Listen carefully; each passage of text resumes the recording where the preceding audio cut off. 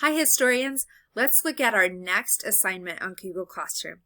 I'm in my sample class because I want to make our videos before I post them to your Google Classrooms.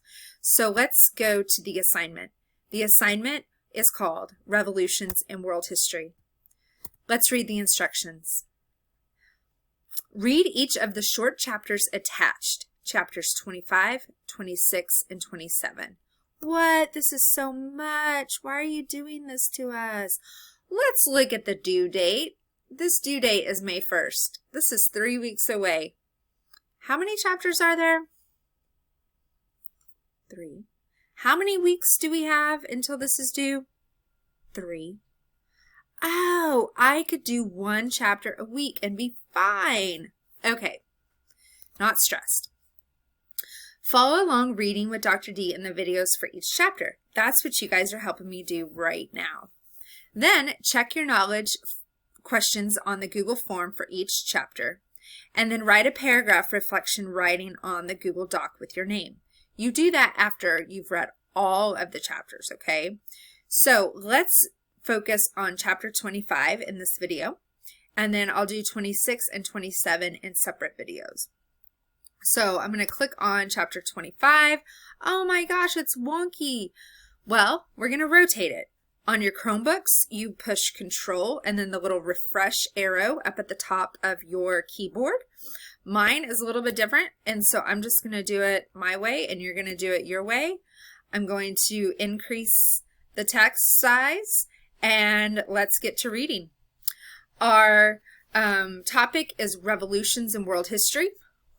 The first revolution we are going to read about is the American Revolution from 1775 to 1783.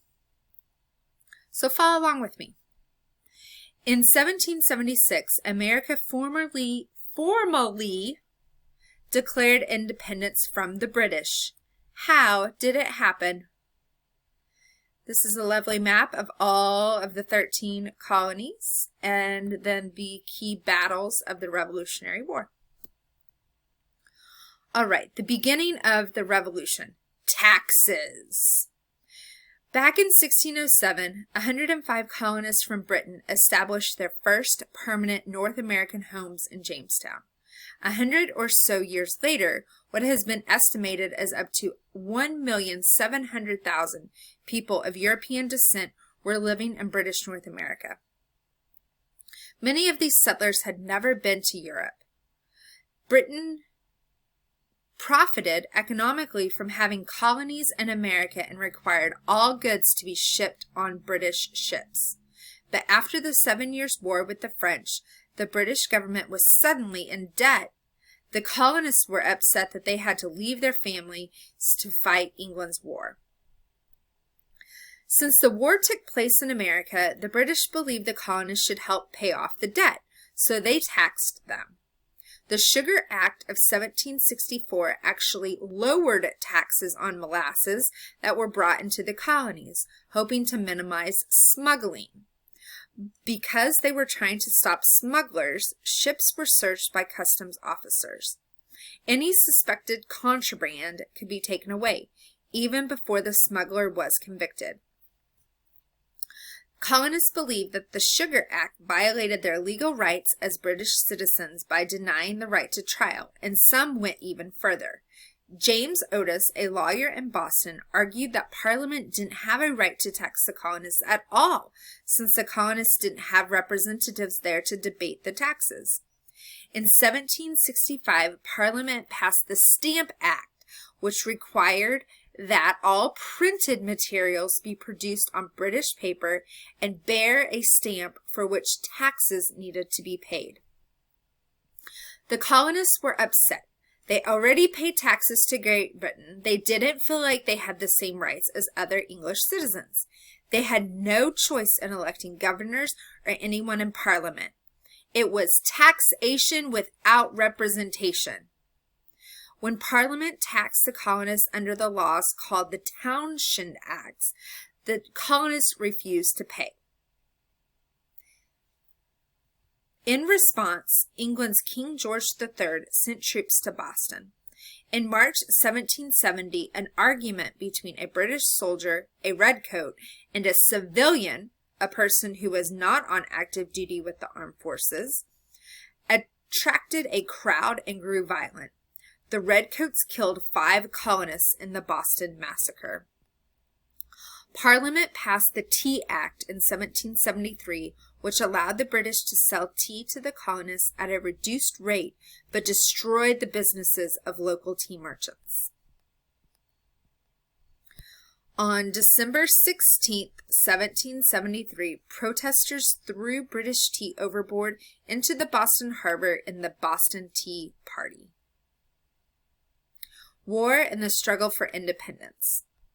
The colonists organized themselves, creating the first Continental Congress in Philadelphia in 1774.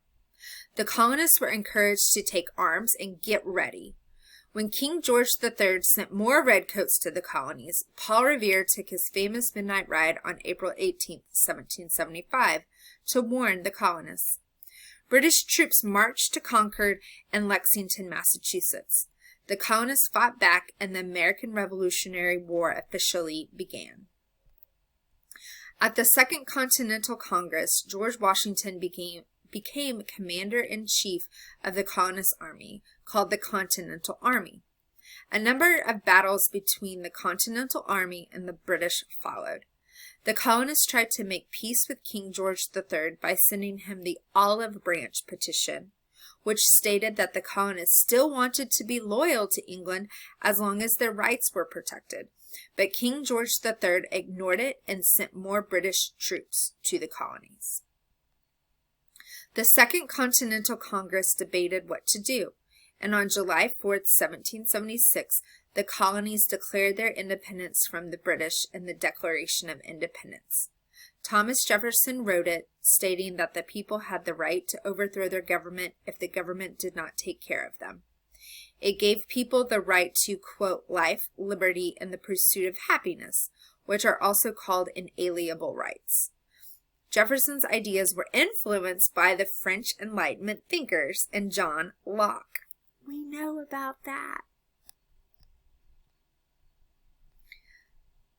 All right. I love these images that our book includes. I'm going to continue on with the reading passages, though. Please look at the images and the captions when you can. Okay, I'm over here on the left side. The fighting goes on. Although the colonists had declared their independence, the war wasn't over yet. The Continental Army soon got help from the French, which led to a victory in the Battle of Saratoga in 1777. After that, the French supplied more arms and money to the colonists as a way of getting back at the British after their losses during the 7 Years' War of 1756.